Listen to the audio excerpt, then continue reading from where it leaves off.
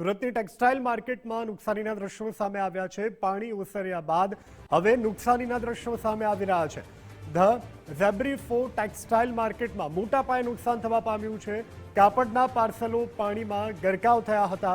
કાપડમાં colour બેસી જતા વેપારીઓ પણ ચિંતિત જોવા મળી રહ્યા છે। પાણી નિકાલ માટે ડી-વોટરિંગ પંપ મૂકવામાં આવ્યા હતા। જે કાપડના વેપારીઓ છે તેના દ્વારા માલ સામાન બચાવવાના પ્રયાસો કરવામાં આવી રહ્યા છે। તો સુરતમાં આ પ્રકારની પરિસ્થિતિનું નિર્માણ અત્યાર સુધી તો હાલત કફોડી હતી, પણ હવે જેમ જેમ સ્થિતિ સામાન્ય થઈ રહી છે તેમ તેમ નુકસાનીનો અંદાજ આવી રહ્યો છે અને મોટા પ્રમાણમાં જે કાપડનો જથ્થો હતો, જે સાડી સહિત અન્ય જે મોટા કાંટા હતા કપડાના, તેમાં કલરો બેસી ગયા છે। કાદવ કીચડથી તે રહિત થઈ ચૂક્યા છે, જેને કારણે હવે વેપારીઓ તેને અન્યત્ર ખસેડી રહ્યા છે। તેને સાફ સફાઈની સૂકવવાની કામગીરી કરી રહ્યા છે, દુકાનમાંથી સફાઈ કરી રહ્યા છે, પાણી બહાર કાઢી રહ્યા છે। તેમ તેમ નુકસાનીનો અંદાજ હવે વેપારીઓને આવી રહ્યો છે। સુરતમાં આવેલા ખાડીપુરમાંથી ભલે લોકોને રાહત મળી હોય, પરંતુ નુકસાનીનો આંકડો આંકી શકાય તેમ નથી।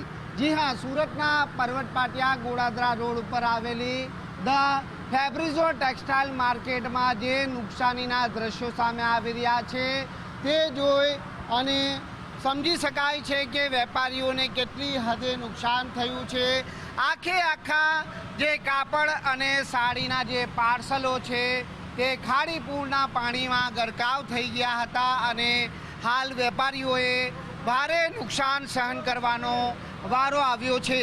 જે વેપારીઓના ઇન્સ્યોરન્સ છે તેને કોઈ ચિંતા નથી, પરંતુ જે વેપારીઓના ઇન્સ્યોરન્સ નથી તે વેપારીઓને હવે મુશ્કેલીઓનો સામનો કરવાનો વારો આવ્યો છે। ત્યારે કેટલાક વેપારીઓ અહીં ઉપસ્થિત છે, સીધી વાત કરીશું તેમના જોડે। આપકા નામ बताइए। अशोक भाई।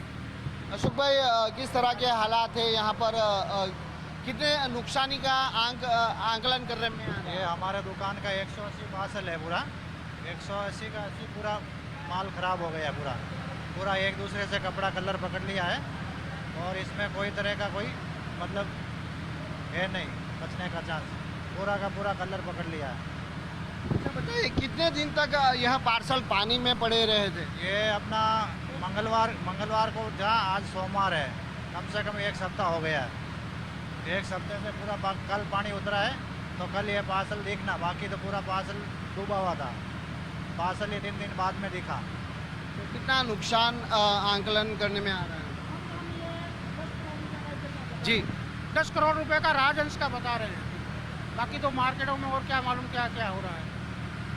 તો બિલકુલ આગળની જે તસવીરો આપને બતાવવાનો પ્રયત્ન કરીશું કે હજી પણ જે બેઝમેન્ટના ભાગે પાણી ભરાયેલા છે અને તે પાણીનો નિકાલ છે તે વોટરિંગ પંપ દ્વારા કરવામાં આવી રહ્યો છે। આ પ્રમાણે નુકસાની વેપારીઓને વેઠવાનો વારો આવ્યો છે। ત્યારે સુરત શહેરની અંદર ખાડીપુરના પાણી ઓસર્યા બાદ જ્યાં જુઓ ત્યાં જે ભયાવહ નુકસાનીના દ્રશ્યો છે તે સામે આવ્યા છે। એટલે તે ખાડીપુરે ટેક્સટાઇલ માર્કેટના વેપારીઓની જે કમર છે તે ક્યાંક તોડી નાખી છે। એક તરફ રક્ષાબંધનનો તહેવાર આવી રહ્યો છે અને બીજી તરફ ખાડીપુરે સૌ ટેક્સટાઇલ માર્કેટના વેપારીઓને રડાવ્યા છે। ત્યારે આ ટેક્સટાઇલ માર્કેટના વેપારીઓને થયેલા નુકસાનની જે ભરપાઈ હાલ પૂરતી થઈ શકે તેવા કોઈ અંસાર દેખાઈ રહ્યા નથી, પરંતુ સરકાર પાસે આ વેપારીઓ આર્થિક મદદની છે તે આશા લગાવી બેઠા છે। કેમેરામેન દેવાંગ રાણા સાથે રાકેશ બ્રહ્મભટ્ટ, ગુજરાત ફર્સ્ટ, સુરત।